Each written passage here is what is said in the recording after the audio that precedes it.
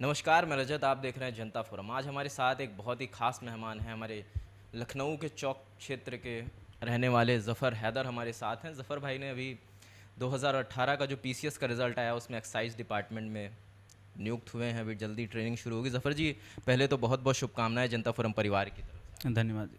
और आपने हमें समय दिया उसके लिए भी मैं शुक्रिया अरे धन्यवाद।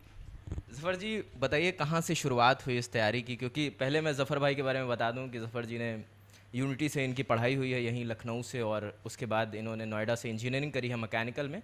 ज़फ़र जी अभी एलएमआरसी में कार्यरत हैं, और वहीं से अपने काम के साथ साथ इन्होंने प्रिपरेशन शुरू करी और आज इस मुकाम पे पहुँचे, अपने घर वालों को गौरवान्वित महसूस करा रहे हैं। ज़फ़र भाई, ये बताइए कि कहाँ से शुरुआत हुई, किस मोमेंट पर आपके लगा कि इस एग्ज़ाम की तैयारी करनी चाहिए? मेरे मतलब दिमाग में ये चीज़ हमेशा से रही कि मतलब पीसीएस और ये सिविल सर्विसेज में जाना है।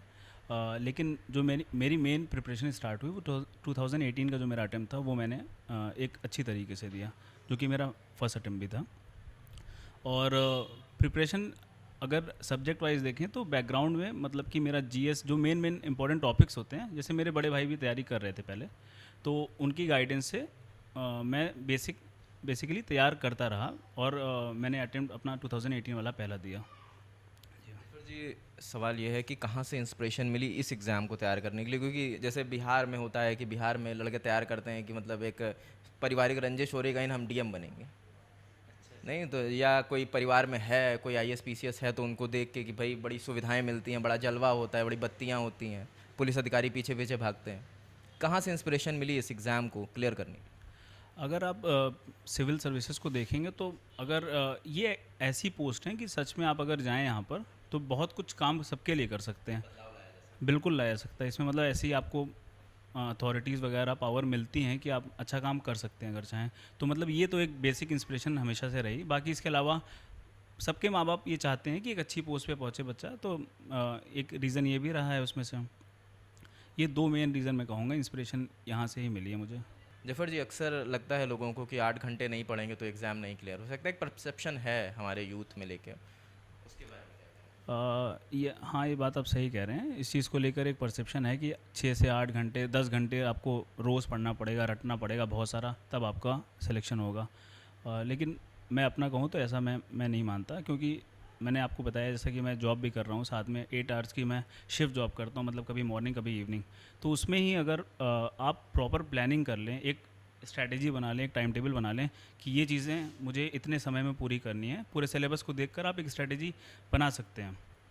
उस चीज़ को प्रॉपर फॉलो करिए, लेकिन एक लंबे समय तक आपको करना पड़ेगा। 3 से 4 घंटे अगर आप रोज़ पढ़ रहे हैं और किसी दिन छूट रहा है तो अगले दिन कवर कर सकते हैं आप। मतलब ये कोई एक पैरामीटर नहीं है कि आपको 10 घंटे पढ़ने पड़ेंगे रोज़ तभी आपका सिलेक्शन होगा।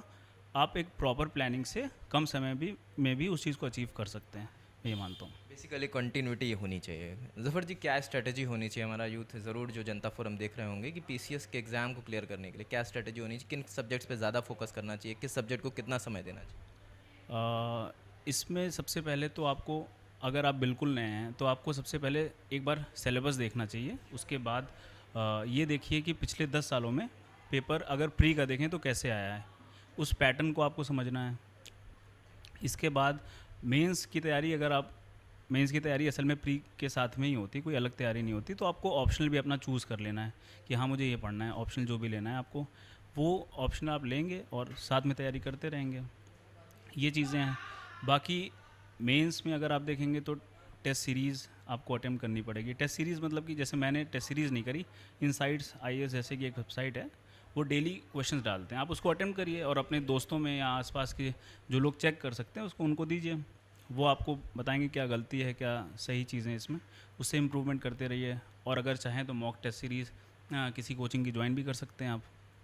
तो ये मतलब एक सारी चीज़ों को देखते हुए एक कंबाइंड स्ट्रेटजी बनानी चाहिए। सिलेबस को देखिए, पूरी प्रॉपर प्लानिंग कर लीजिए, ऑप्शनल सब्जेक्ट देख के वही चूज़ करिए जो आप पढ़ पाएँ, क्योंकि बहुत लंबे समय तक आपको उसको पढ़ना है।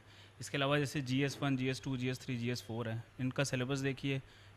बुक्स ऐसी मार्केट से लीजिए जो आपको समझ में आ रही है, एक बुक लीजिए सिर्फ, ये नहीं कि 4 बुक ले रहे हैं। एक बुक को 4 बार पढ़ो, सभी ये कहते हैं। यही स्ट्रेटजी सब चीज़ों के लिए। जी, आपका कौन सा ऑप्शनल सब्जेक्ट? मेरा यूपी पीसीएस में सोशल वर्क, समाज कार्य ऑप्शनल था जी। जफर जी, अगर बात करी जाए कि इस सफलता का क्रेडिट आप किसको देते हैं तो क्या कहेंगे?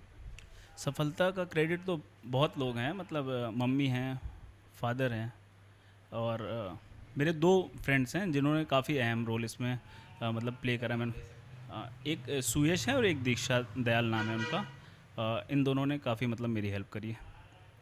जफर जी, आखिरी सवाल कि अगर आप कोई मैसेज देना चाहें जो यूथ प्रिपेयर कर रही है हमारे देश की इस प्रतिष्ठित परीक्षा के लिए। बिल्कुल, मतलब इस सेवा में मैं चाहता हूँ कि ज़्यादा से ज़्यादा लोग आएँ, क्योंकि आप सच में एक अच्छा चेंज ला सकते हैं सोसाइटी में। तो बिल्कुल आना चाहिए इस समय। ये हमारे साथ ज़फ़र हैदर जी थे जिन्होंने यूपीपीसीएस का 2018 की परीक्षा क्लियर करी है और अपने परिवार को गौरवान्वित महसूस कर रहे हैं। हम आशा करते हैं ज़फ़र भाई कि एक्साइज़ में आप एक बेहतरीन कुछ बदलाव लाएंगे और देश की प्रगति में अपना भरपूर योगदान देंगे। कैमरा जर्नलिस्ट पवन के साथ रजत पांडे, जनता फोरम, लखनऊ।